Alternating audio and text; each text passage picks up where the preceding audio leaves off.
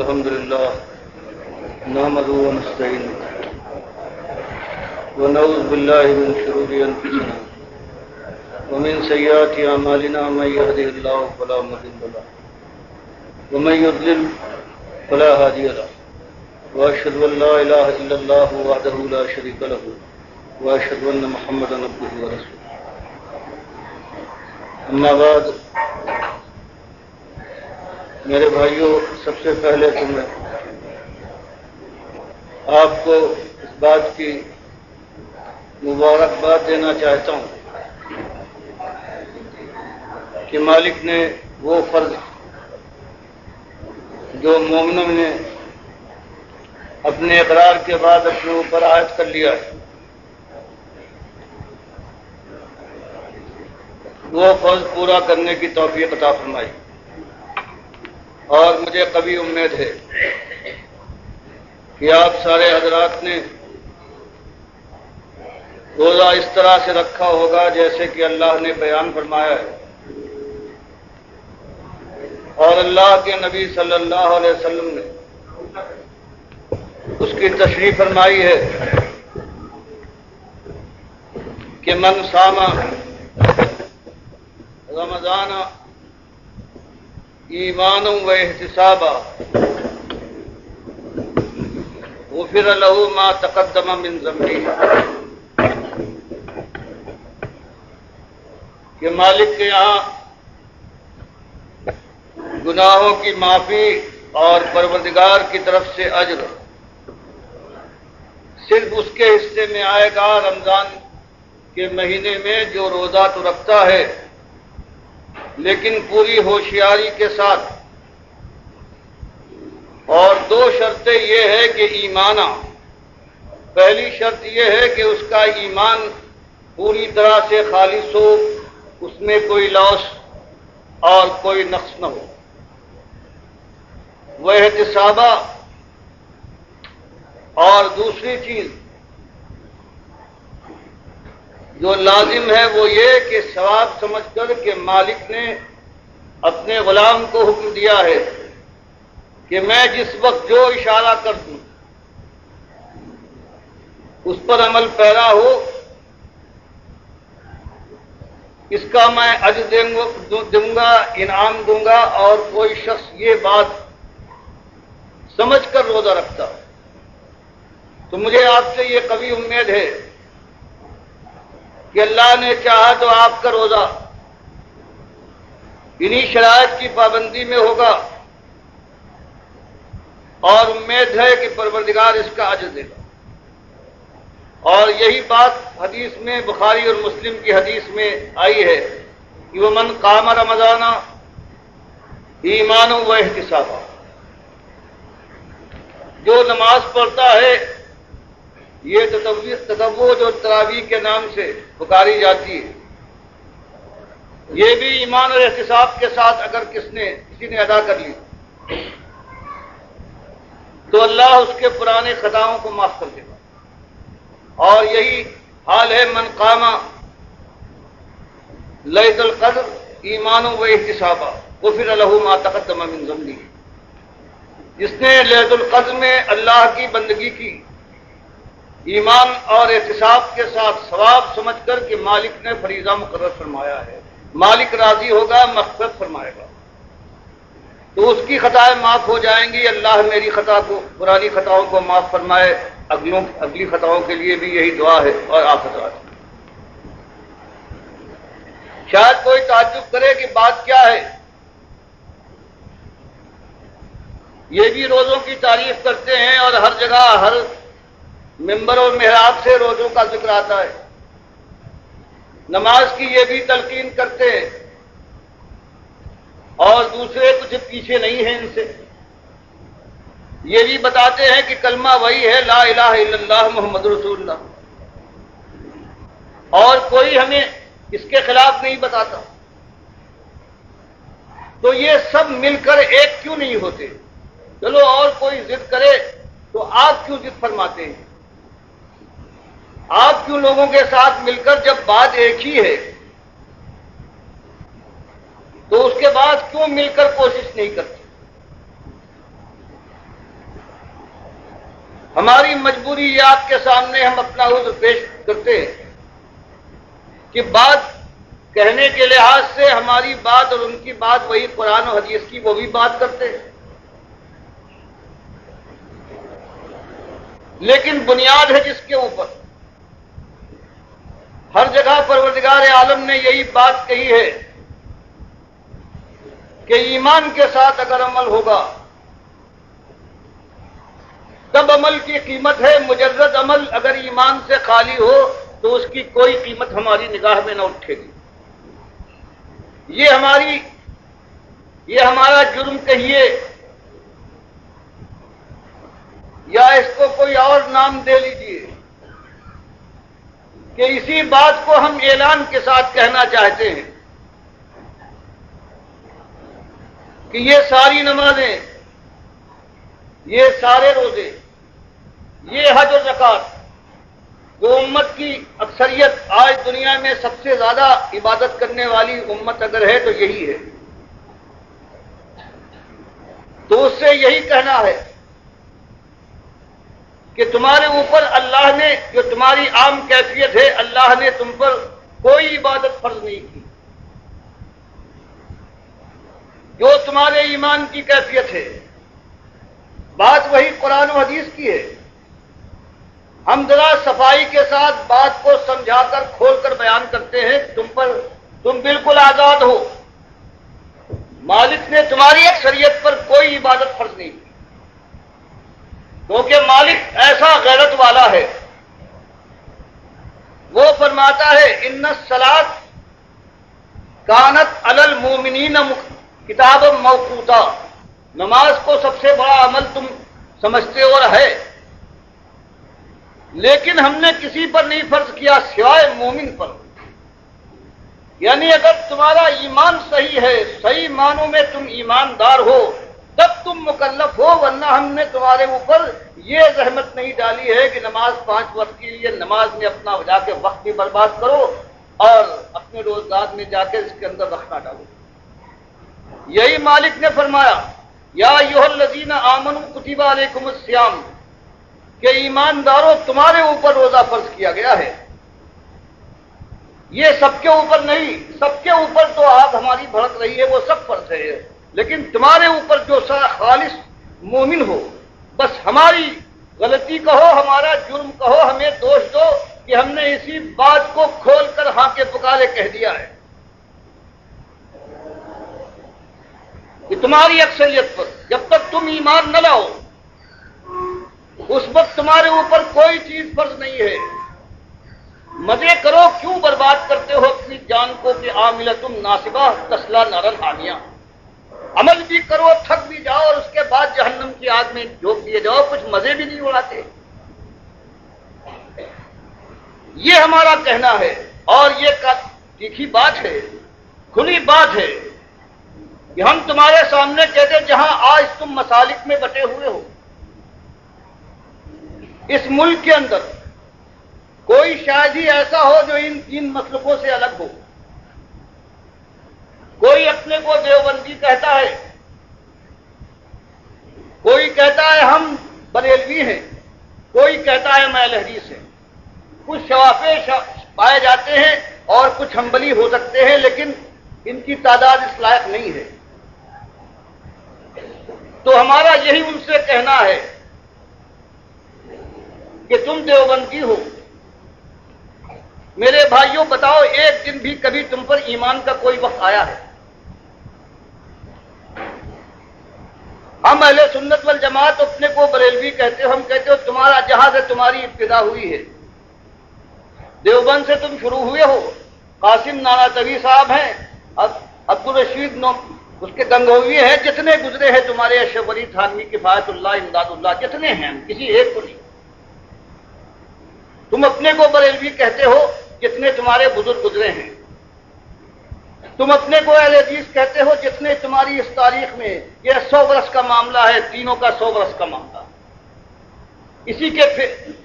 پیچھے میں اور اس سے زیادہ نہیں ہے۔ تو تمہارے یہاں تمہارے بانی اگر دیوبند کے ہیں تو وہ یہ کہتے ہیں کہ نبی صلی اللہ علیہ وسلم کو موت نہیں آئی، آپ کی روح خارج نہیں ہوئی آب حیات میں، دل میں ہے، آپ کی روح باہر نہیں نکلی۔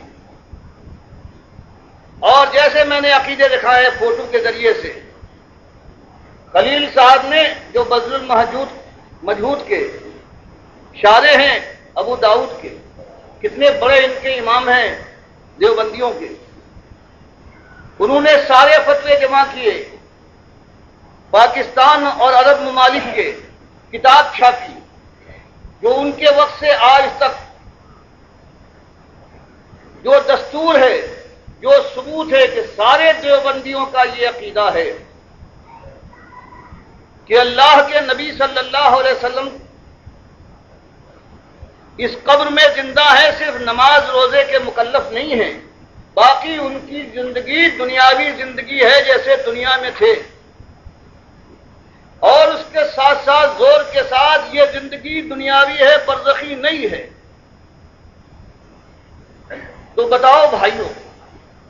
تم میں اگر کوئی ایسا اٹھ کر کھڑا ہو جائے کہ میں دیوبندی نہیں رہا ہوں، میں مسلم تھا، میں نے قرآن و حدیث کو مانا ہے، ٹھیک سر آنکھوں پر تم مان سکتے ہو، تم کہہ سکتے ہو، ورنہ تمہارا یہ کہنا کہ ہم پر نماز ہم نے پڑھی ہے، روزے رکھے ہیں، تو مالک فرماتا ہے کہ وہ من یکفر بالطاغوت ویؤمن باللہ فقد استمسک بالعروۃ الوثقی لا انفصام لها۔ تم اپنے ان کو بناتے ہو اپنا پیشوا، اللہ کی کتاب کے خلاف صاف فیصلہ دیا ہے، اور تم بجائے اس کے کہ اس کا کفر کرو، تم نے مان لیا ہے جو کچھ انہوں نے کہا ہے، اور خود فخر محسوس کرتے ہو اپنے کو اس مسلک سے انتساب کرنے کا اور منتسب کرنے کا۔ تو بتاؤ اللہ کے بندو، انصاف کے ساتھ کہو، کیا تمہارا مالک ایسا ہے، اس کی یہ حیثیت ہے کہ تمہارا کوئی بڑا کوئی امام جب چاہے اس کے قرآن کو قلم کر دے، جب مرضی آئے اس کے نبی صلی اللہ علیہ وسلم کی بات کو رد کر کے اپنی بات چلا دے؟ تو طاغوت کون سے ہوتے ہیں؟ بتاؤ طاغوت کیا ہوتے ہیں؟ اور اللہ قرآن میں فرمائے، ابھی وہ زمانہ نہیں آیا تھا جنگ کا، سورہ نحل میں مالک فرمائے کہ تمہارا یہ ایمان خالص لا الہ الا اللہ محمد رسول اللہ کہہ دینا، یہ ہماری نگاہ میں معتبر اس وقت تک نہیں ہے جب تم لات اور عزا اور منات کا انکار نہ کرو۔ یہی کہا گیا کہ کوئی اہل کتاب عیسائی ہو،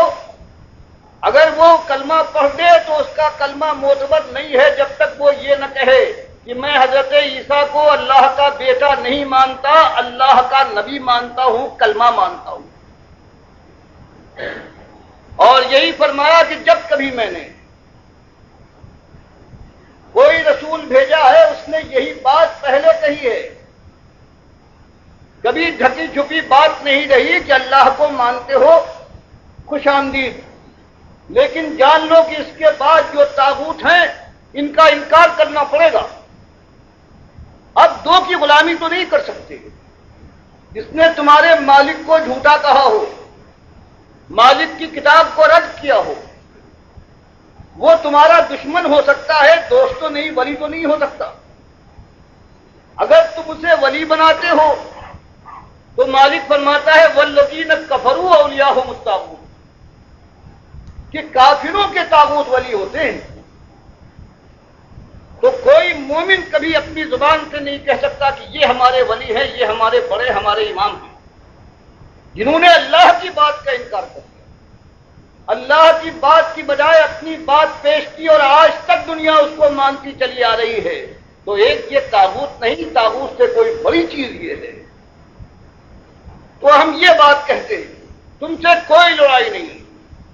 سوائے ایک اپنے مالک کے سلسلے میں۔ تم بھی اسی کے پیدا کیے پیدا ہوئے ہو، ہم کو بھی اسی نے پیدا کیا ہے، تم کو بھی کھلایا ہے، ہمیں بھی کھلا رہا ہے۔ تم سے پہلے جو گزرے ہیں ان کا وہی داتا و دستگیر اور خالق اور مالک وہی تھا، سب کچھ اس نے دیا ہے۔ اس کا کوئی وقار تمہاری نگاہ میں ہونا چاہیے، اس کا کوئی بندہ ہو، وہ نبی کیوں نہ ہو، وہ حق نہیں دیتا۔ قرآن میں بات کو واضح فرماتا ہے وَلَوْ تَقَوَّلَ عَلَيْنَا بَعْضَ الْأَقَاوِيلِ، ہمارے نبی صلی اللہ علیہ وسلم کو مجبور کرتے ہو، رشوتیں دیتے ہو، لالچ سے نوازنا چاہتے ہو، جان کا خطرہ ان کے سامنے لاتے ہو، دیس نکالا دے دیں گے، کیا چاہتے ہو؟ یہی کہ جو ہم نے اتارا ہے اس میں کچھ ملاوٹ کر کے کچھ اس کی بات کو بنا دے، تقول علینا، کچھ اپنی طرف سے ملا دے تاکہ تمہارے دل کو شانتی مل جائے۔ جو آج تمہارے دل کے اندر جلن ہے، جب سچی بات آپ کی طرح سے لگتی ہے تم چاہتے ہو کہ یہ نہ ہو، تو فرمایا سن لو، ہمارے برگزیدہ نبی ہیں، ایسی بات تو نہیں کریں گے، لیکن مسئلے کو سمجھنے کے لیے سمجھ لو۔ اگر ہماری بات میں کوئی اپنی طرف سے یہ بات ملا دے تو ہم کیا کریں گے؟ لاخذنا منہ بالیمین، تو ہم اپنے نبی کو اس کے داہنے ہاتھ سے پکڑیں گے، ثم لقطعنا منہ الوتین، اور ان کی رگے گردن کو ہم کاٹ ڈالیں گے۔ تم نے کیا سمجھا ہے؟ خالق اور مخلوق کے فرق کو تم نے مذاق سمجھا ہے؟ یہ ہمارے نبی ہے، قرآن فرماتا ہے اگر یہ کریں اور تمہاری شہ پر تم کو خوش کرنے کے لیے اگر انہوں نے یہ بات کی تھی، فما منکم من احد عنہ حاجزین، اور تم سارا زور لگا دو ان کے بچانے کے لیے، ہم سے نہ بچا سکو گے۔ تو بتاؤ اللہ کا فرمان یہ کہ ہماری بات کے خلاف کوئی اگر بات لگا دے تو اس کے بعد کوئی ہو ہمیں اس کی پرواہ نہیں ہے۔ یہ اور ہماری سنت ہے کہ پیغمبر ہمارے انبیاء ہیں، ہم ان کی حفاظت کرتے ہیں، ایسی بات ہم سے نہیں لگاتے۔ لیکن سوچ لو بات ایسی ہے،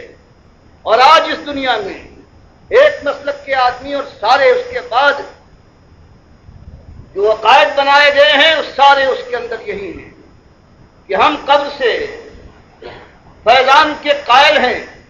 لیکن جیسے خاص کرتے ہیں، خواص اور عام کا طریقہ ہے۔ خالص وہ قبر پرستی کا شرک جس سے نبی صلی اللہ علیہ وسلم نے بستر مرگ پر ڈرایا تھا کہ دیکھو تم نہ کرنا، اپنے بزرگوں اور اپنے نبی کی قبر کو تم سجدہ گاہ نہ بنانا، یہ جڑ تھی۔ اس سے حضرت عائشہ فرماتی ہیں کہ عین کرب و بے چینی کے عالم میں جب کبھی چادر سر پر ڈالتے تھے کبھی پھینک دیتے تھے، آپ کی زبان پر یہ جاری تھا لعن اللہ الیہود والنصارى اتخذوا قبور انبیائہم مساجدا، لعنت ہو اہل کتاب یہود و نصارہ پر، انہوں نے اپنے انبیاء کی قبروں کو سجدہ گاہ بنا لیا۔ اور پھر اللہ سے دعا فرمائی اللہم لا تجعل قبری وثنا یعبد، مالک میری قبر کو نہ بنانا، لیکن مالک نے دعا قبول نہیں فرمائی۔ جیسے اور بہت سی دعائیں ان کی والدہ کے سلسلے میں یا اور منافقوں کے سلسلے میں قبول نہیں ہوئی، یہ دعا بھی قبول نہیں ہوئی۔ آج وہ قبر بھی سجدہ گاہ بنی ہوئی ہے، وہاں بھی لوگ، میں نے خود دیکھا ہے، تہجد کے وقت آ کر داخل ہوئے ہیں، قبلے سے رخ موڑ کر قبر کی طرف کیا ہے، ہاتھ باندھ کر، لمبی داڑھی والے حاجی صاحب ہیں، آنسو بہا رہے ہیں، نبی صاحب سے فریاد کر رہے ہیں۔ یہ خاص اس کے اندر اس قبر کو، اس کے اوپر یہ کلش بنا ہے اور یہ گنبد لگایا ہے 700 سال کے بعد، اور سب نے اس کو مان لیا ہے، آج بھی جو ہے اس کے رکھوالے بن گئے ہیں۔ حالانکہ اللہ کے نبی صلی اللہ علیہ وسلم فرماتے ہیں کہ کوئی چیز نہ ہونا چاہیے، نہ قبر پختہ ہو اور نہ اس پر کوئی عمارت بنے۔ آج کس میں ہمت ہے کہ اپنے نبی کی بات کو نافذ کر کے یہ کام کر سکے؟ اس لیے کہ دنیا کا مزاج بدل گیا، اب ان کی پسند ہے، اب اللہ اور نبی صلی اللہ علیہ وسلم کا کہا نہیں چلتا، اب دنیا میں ان کو، اس لیے کہ ہزاروں ان کے اٹھانے والے ہیں، بڑے بڑے ائمہ ہیں، کتنے علماء دین ہیں، وہی کہتے ہیں یہی بات صحیح ہے۔ تو پہلی بات جو یہ ہے، ایک کا میں نے ذکر فرما کیا، دوسرے لوگ جو آج یہاں اس امت کے اندر ہے، اگر کوئی سلسلے سے ان کا تعلق ہے، اگر کہیں دینداری کی خوبو ہے ان کے اندر، تو بہرحال کہیں نہ کہیں لگے ہوئے۔ دوسرا گروہ جو ہے ان کے بانی رضا احمد رضا خان صاحب، یہ سب مانتے ہیں کہ ہاں زندہ ہیں، اور کہتے ہیں ازواج مطہرات بھی آپ کے پاس پیش ہوتی ہیں اور آپ رات ان کے ساتھ گزارتے ہیں۔ دو گروہ یہ ہو گئے امت کا، جو حنفیوں کا سب سے بڑا یہاں پر اجماع ہے، اور ان کے دو گروہ ہیں، دونوں گروہوں کا یہ ماننا ہے۔ غیر مقلدین اس سے آگے بڑھ گئے، وہ کہتے ہیں صرف یہی نہیں کہ نبی صلی اللہ علیہ وسلم اور انبیاء زندہ ہیں، بلکہ سارے لوگ جو مر جاتے ہیں وہ زندہ ہیں، اگر زندہ ان کے پاس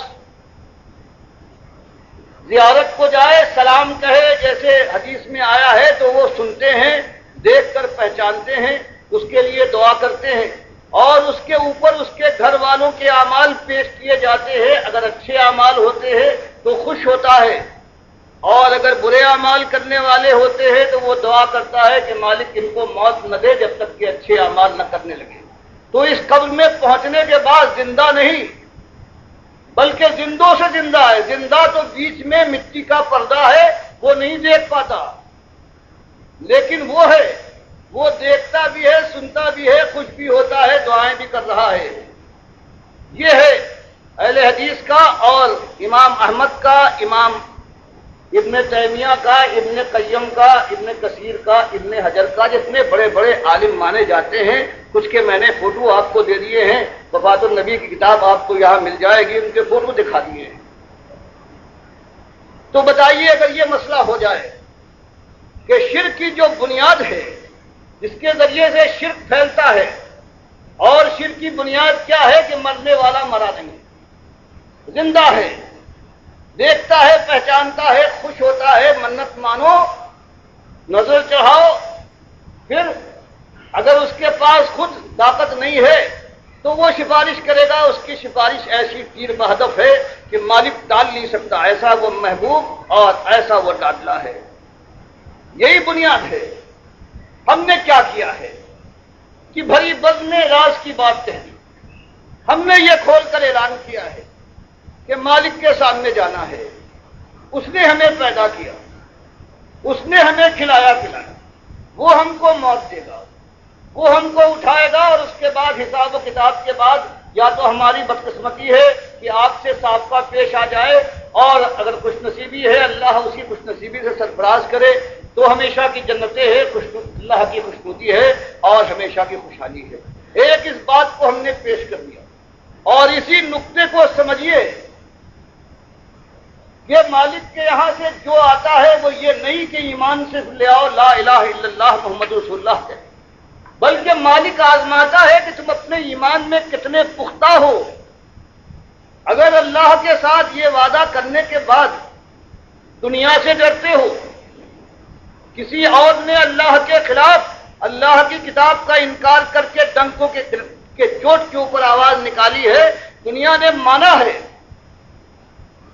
تو تم ماننے کو تیار نہیں ہو، تو اور کافری کیا ہے؟ اس کے علاوہ بتا دیجیے اور کیا چیز ہے؟ اور اس سے آگے بھی، اسی لیے مالک نے سورہ نحل میں یہ بتایا کہ اس سے اجتناب کرو طاغوت سے، وقت گزرا ہے۔ سورہ بقرہ میں اس کو اور تیزی کے ساتھ اور شدت کے ساتھ کہ وَمَن يَكْفُرْ بِالطَّاغُوتِ وَيُؤْمِن بِاللَّهِ فَقَدِ اسْتَمْسَكَ بِالْعُرْوَةِ الْوُثْقَىٰ لَا انفصام لَهَا۔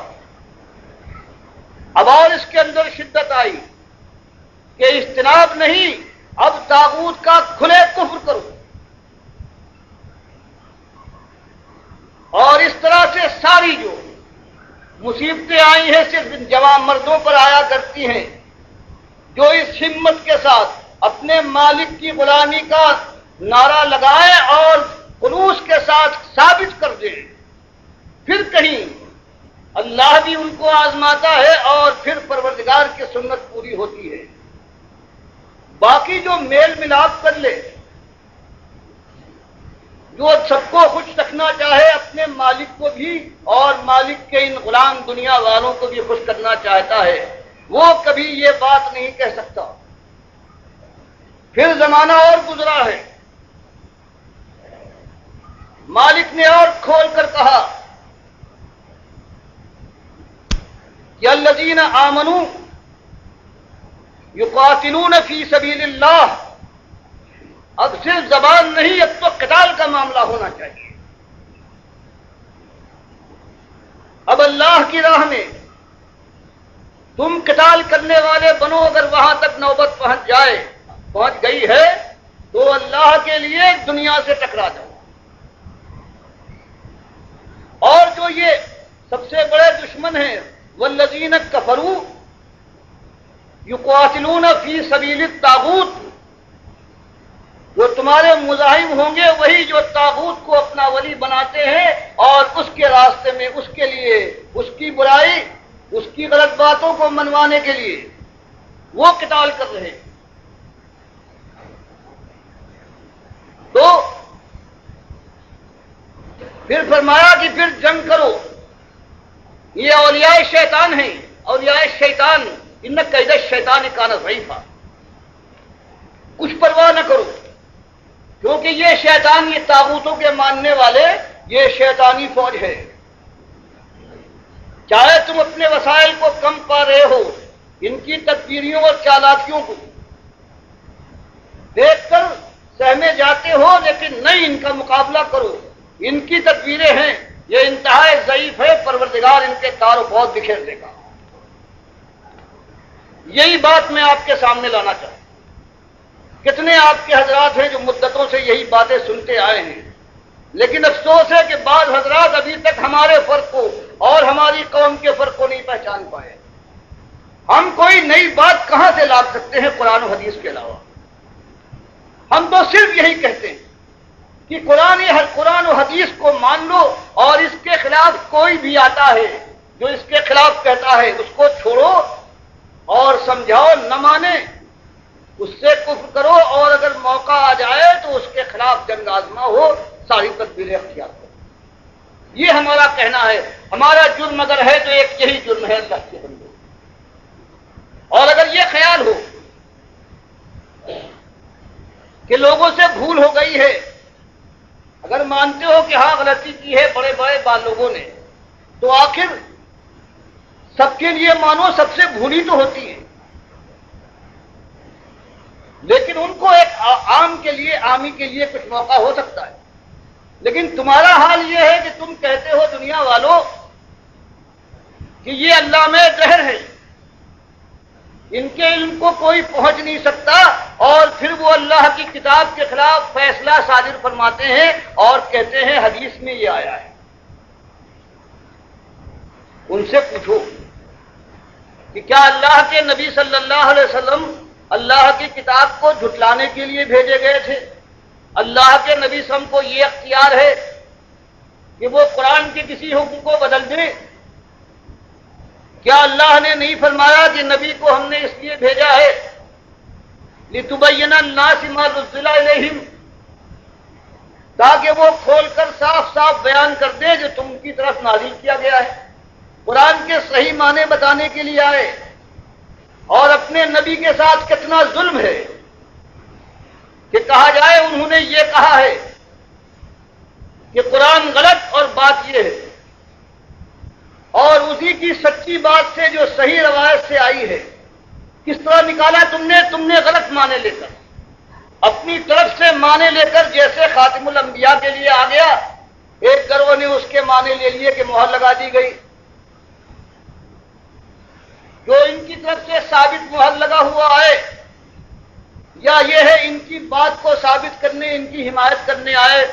یہ معنی انہوں نے نکال لیے اور ختم کر دیا ختم نبوت کے. وہی حال تم نے کیا ہے. بخاری کی صحیح حدیثوں سے جس میں صحیح معنی بھی قرآن کے خلاف نہیں ہیں، کسی نص سے نہیں ٹکراتے،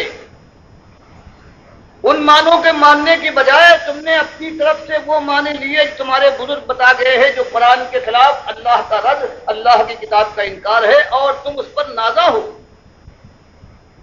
حالانکہ یہ تو بہت بڑا ظلم ہے کہ حدیث کے صحیح معنی بھی ہو سکتے ہیں، لیکن تم کو ضد ہے کہ تم معنی نہ لوگے، اور اس لیے کہ تمہارے بزرگ کہیں ٹھوکر کھا چکے ہیں، تمہارے لیے لازم ہے کہ اسی مقام پر پہنچو تو تم بھی ٹھکرا کر گرو. تو یہ ایک مسئلہ ہے، یہ ایک جنگ ہے، کھلی جنگ ساری دنیا سے اس وقت. لیکن اللہ کا شکر یہ ہے کہ گالیاں دینے والے ہیں، برا بھلا کہنے والے ہیں، یہ تہمت لگانے والے کہ بڑے شدید ہیں، کسی کو نہیں چھوڑا. ہم کہتے ہیں اس سے کام نہ چلے گا، تم یہ بتاؤ کہ کہاں ہم غلط کہہ رہے ہیں. کہتے ہو کسی نے اس کو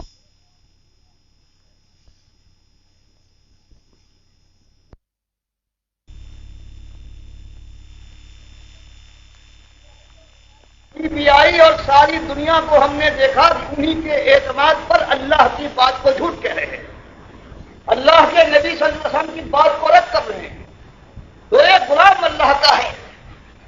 کیا اس کی غلامی کے اندر جوش پیدا نہ ہوگا، حرکت نہ آئے گی کہ اگر کسی نے نہیں کہا ہے تو میں غلام ہوں، چلو اللہ کے یہاں وہ جواب دے، لیکن میں کیا جواب دوں گا. اس لیے یہ بات ہر مسلمان کا حق ہے جو صحیح معنوں میں اللہ کی بندگی کا ثبوت دینا چاہتا ہے. لوگ کہتے ہیں کہ اگر یہ کام نہ کرو، بات کہتے رہو اپنی مثبت دعوت، تو میں کہتا ہوں تم اللہ سے بڑے حکیم نہیں،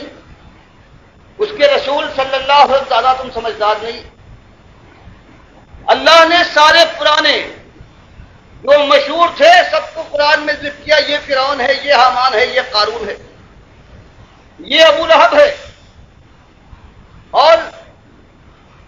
عمرو بن لوہی خزائی کا نام کس نے لیا ہے کہ سب سے پہلے اس ظالم نے شرک کو یہاں پر داخل کیا ہے، اور جہنم کی آگ میں نے دیکھا ہے یہ اپنی ہاتھوں کو کھینچ رہا تھا، پھٹ گیا تھا پیٹ. معلوم ہوا کہ وہاں بھی برزخ میں جسم بھی ملتا ہے، بخاری مسلم کی حدیث سے. تو اللہ اور اس کے رسول صلی اللہ علیہ وسلم کا قاعدہ تو یہ ہے کہ وہ بات کو، اعتقاد کے معاملے کو، ایمان کے معاملے کو بالکل صاف، کسی پر چوٹ لگے، کوئی ناراض ہو، بات جب تک صاف ہو کر نہ آئے گی. ایک راستہ ہے، اس پر ڈاکو ہیں، ان کے پروپیگنڈا کرنے والے پھیلے ہوئے ہیں. کوئی گھبراتا ہے، کہتے ہیں کوئی بات نہیں، بالکل شاہراہ ہے، بالکل امن ہے. اس کے ان کے ایجنٹ ہیں، لوگوں کو آگے بڑھا رہے ہیں، اور وہ جانے کے بعد وہ گھات میں لگنے والے ہیں، وہ ان کو لوٹ لیتے. اب کیا ہم کو اگر معلوم ہو جائے، آپ کو معلوم ہو جائے کہ آپ کا فرض نہیں ہے کہ ہوشیار کرے کہ یہ بے ایمان، یہ ایجنٹ ہے، یہ ان کے چیلے ہیں، یہ ان کی طرف سے لگے ہوئے، آگے بڑا خطرناک گروہ بیٹھا ہوا ہے. اگر ہم یہی کام کریں کہ جنہوں نے ایمان پر ڈاکہ ڈالا ہے، جنہوں نے ہمارے باپ دادا کی اربوں اور کھربوں لوگوں کو جہنم میں جھکوا دیا ہے اپنی بڑائی کے الزام میں اور اپنے جھوٹے نام کی وجہ سے، اور یہ نہیں کہ وہ مر گئے تو گئے، ان کی کتابیں نہیں مری، دن رات ہر جگہ ایک خیجان پیدا ہے، اللہ کا انکار ہے، اللہ کے نبی سب، ان کی کتابیں بند تو نہیں ہوئی، وہ نہیں مرے ہیں. سانپ کو مارو اس کا زہر بھی ختم، لیکن یہ ایسا سانپ ہے کہ مارتے جاؤ زہر پھیلتا جائے گا. تو اگر اللہ نے پوچھا کہ ان ظالموں کے متعلق ٹھگوں کو تم جانتے تھے اور دنیا برباد ہو رہی تھی، تمہیں خبر تھی، اور تم اس خیال سے کہ ان کے بڑے نام ہیں، دنیا ناراض ہو جائے گی، لوگ کیا کہیں گے، تم نے اس بات کو کھول کر دنیا کے سامنے کیوں نہیں رکھا. تو اللہ کے بندو، اگر آپ کوئی ہمیں تسلی بخش طریقہ بتا سکتے ہیں تو ہم اس پر سوچ سکتے ہیں. کوئی اور طریقہ اس کے علاوہ نہیں ہے. یہی اللہ نے کیا، یہی اللہ کے رسول صلی اللہ علیہ وسلم نے کیا، اور یہی پکارتے ہوئے آپ مکے کی گلیوں میں اور خانہ کعبہ کے اندر پکارتے تھے کہ انکم وما تعبدون من دون اللہ، تلاوت کرتے ہیں کہ تم اور جن کو تم من ظالموں کو پوچھتے ہو، سوائے اللہ نے تفسیر فرما دی کہ جو خود مومن نیک تھے ان کی بات اور ہے، کسی نے زبردستی کی ہے، جنہوں نے اپنے کو پجوایا ہے، یہ سب حسب جہنم، یہ سب جہنم کا ایندھن ہوں گے، انتم لہا واردون، اس میں داخل ہو کے رہو گے. یہ معمولی اور ڈھیلی بات ہے. اور جب یہ بات جواں مردی کے ساتھ آتی ہے، اس کے بعد کہیں صحیح معنوں میں انسان کھٹکتا ہے کان کھڑے کرتا ہے، سوچنے پر مجبور ہوتا ہے، اور پھر چونکہ یہ حق ہے پھر اس کو قبول کرنے والا بن سکتا ہے، اس کے علاوہ کوئی اور راستہ نہیں ہے۔ یہ ایمان کا ہمارے تقاضا ہے۔ اسی لیے کہا گیا تھا کہ بدال اسلام غریبا وسیعود کما بدا۔ اسلام جب آیا تھا آخر وہ بھی کہتے تھے کہ ہم حضرت ابراہیم کے ماننے والے ہیں، ایماندار ہیں۔ نبی صاحب نے ان کے ایمان کے چیزیں اڑا دیے کہ تم ایماندار نہیں ہو، اس لیے کہ ابراہیم ہمارا پیغمبر ما کان من المشرکین، تم تو مشرک ہو، وہ مشرک نہیں تھا۔ یہی جا کر مدینے میں ہجرت کے بعد یہی بات ان کے سامنے کھول کر رکھی گئی، تب یہ آشوب برپا ہوا ہے، زلزلے آئے ہیں، اور پھر وہ ساری تاریخ جو آپ کے سامنے ہے وہ دہرائی گئی ہے، اور اس کے بعد پھر کئی لوگ سمجھے ہیں، دماغ کھلے ہیں، اپنے مالک کی اصلی عزت کو پہچانا ہے، اور پھر کہیں راستہ لوگوں کی نگاہوں کے سامنے آیا ہے، اور پھر چلے ہیں، پھر اللہ کے وعدے پورے ہوئے ہیں۔ آج اگر اس طرح سے، اگر دوغلی پن کے ساتھ، اگر اللہ کے ساتھ اللہ کے انکار کرنے والے طاغوت کا بھی آپ نے خیال کیا تو اللہ کے دوہرے قدم میں پڑیں گے۔ ایک تو آپ جانتے ہیں، بتا دیجیے گا، پھر دنیا میں یہ آوازیں اٹھ رہی ہیں کہ ہاں یہ طاغوت تھے، چاہے تمہارے سر کے تاج ہوں لیکن اللہ کی بارگاہ سے راندے ہیں، ان کی بات نہ ماننا۔ تو اپنی ذمہ داری پہچانیے، باقی ساری چیزیں وہی ہیں، تھوڑی سی خلوص کے ساتھ، بالیدگی کے ساتھ، کہ نمازوں کے اندر روزہ کوئی نئی چیز آپ کے سامنے ہم کیا پیش کر سکتے ہیں جو اللہ کی کتاب اللہ نبی صلی اللہ علیہ وسلم نے نہیں پیش کی، اس کے علاوہ کیا پیش کر سکتے ہیں؟ ہم کہتے ہیں وہی بات، اس سے پہلے یہی ہوا ہے کہ ایک پیغمبر آئے ہیں عیسیٰ علیہ السلام، ہزاروں لاکھوں کی تعداد ہے یہودیوں کو ماننے والے، توریت پر ایمان لانے والے، جو توحید کے راستے سے ہٹ گئے تھے۔ جب انہوں نے آ کر یہ بات پیش کی ہے تو ایک نبی کے ساتھ کیا کیا ہے دنیا والوں نے؟ کتاب کے ماننے وہ کہتے ہیں کہ بھائی میں انکار کرنے نہیں آیا، میں توریت کا مصدق ہوں، جو تم نے اپنی طرف سے اس میں ملا لیا ہے اس کا میں انکاری ہوں۔ یہی ہمیں کرنا ہے کہ قرآن و حدیث میں کون کس کی ہمت ہے ایک معمولی چیز کا کوئی فرق کر سکے اور وہ کافر ہونے سے کیسے بچ سکتا ہے؟ ہم تو صرف ادھر اس کے گھروں میں آگ لگی، اس کے شہر یوں اجڑے، اس کی آبرو کے کفن تار تار ہو گئے، لیکن پھر ہمت جواب دیتی ہے کہ فلاں سے کی طرف دیکھو، کیونکہ وہ ایمان کی مردانگی کہاں ہے؟ مالک کا کہنا یہ ہے کہ ہم ان کے ساتھ ہیں جو ہماری بات کہیں اور جم جائیں، ہم اپنے رسولوں کے ساتھ ہیں، ہم مومنین کے ساتھ ہیں۔ یہ روش پیدا کیجئے، دنیا کے اندر غریب اور پردیسی بن جائیے۔ لڑائی جھگڑے کو نہیں کہتا، ہمدردی ہو، دنیا والوں سے آپ کی طرف جا رہے ہیں، ان کو آگ سے بچانے کی کوشش کرنا ہے، لیکن وہ تعلقات، وہ محبت اور دوستی کے انداز، وہ شرمندگی کی بات میں کہو دوست سے کہیں برا نہ مان جائے۔ لوگ بہت اچھا سمجھتے ہیں اگر توحید کی بات اور شرک کا ذکر چھوڑو گے تو مشکل پیدا ہو جائے گی، یہ نامردی ہے۔ اس نامردی کو نکال کر پھر اللہ اپنے مالک کے وقار کو پہچان کر کسی سے بلا وجہ حق کے خلاف کوئی بات نہیں کہنا، لیکن اللہ کی بندگی میں یہ جرأت عزت نفس تو ہونا چاہیے کہ بڑا سا بڑا رشتے دنیا کو اللہ کے راستے سے ہٹایا ہے، اللہ کی بات کا انکار کیا ہے، صاف اعلان کر دو کہ میں اس کا بندہ نہیں اپنے مالک کا بندہ ہوں۔ یہ ایک بات ہے انتہائی سخت، یہ کڑی اور مشکل بات ہے، اس کی درخواست کرتا ہوں۔ یہ بات اسی لیے سوچ سمجھ کر اس راستے میں جس کو آنا ہے، بہرحال یہ بات کبھی برداشت نہیں کی ہے کسی قوم نے، لیکن اللہ کا اس سے وعدہ ہے کہ جب بھی آئے وہ، جب خیر آئے اسی انداز سے آئے گا، اس کے علاوہ کوئی انداز نہیں ہے۔ جب تک ایمان کو بالکل صاف نہ کر دیا جائے گا اور بڑے چھوٹے کا کوئی خیال، کوئی عالم اور فاضل، کوئی امام زیادہ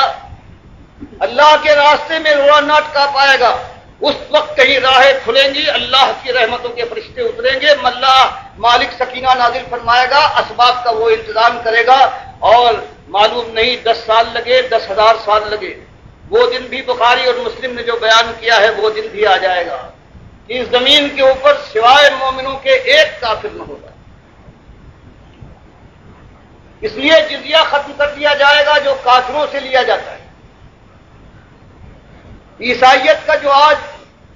زور و شور ہے، فرمائے عیسائیت کا نام نہ ہوگا، صلیب توڑ دی جائے گی، خنزیر کا پتہ نہ ہوگا۔ یہ بخاری مسلم دونوں نے اس حدیث کو بیان کیا ہے۔ مسلم میں ایک اضافہ ہے کہ 7 سال اس زمین پر اس زمانے میں ایسے گزریں گے کہ سب مومن ہوں گے، اور 2 مومنوں کے درمیان کوئی بغض، کوئی کینہ، کوئی لڑائی اور کوئی حسد نہ ہوگا۔ گویا جنت میں جو ہمیشہ مومنوں کو اس حالت میں رہنا ہے، 7 سال کے لیے یہ دھرتی کی آنکھیں بھی اس منظر کو دیکھ لیں گی۔ تو اس کے لیے کوشش جاری رہے اسی سمت، اور اللہ 10 سال میں وہ دور لے آئے تو مالک کی قدرت سے کوئی چیز بعید نہیں ہے۔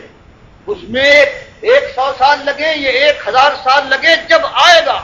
وہ دور آئے گا تو اسی انداز سے آئے گا جو اللہ نے بتایا ہے، اللہ کے رسول صلی اللہ علیہ وسلم نے فرمایا۔ دنیا بنے گی، دنیا میں عزت تمکلت ملے گی،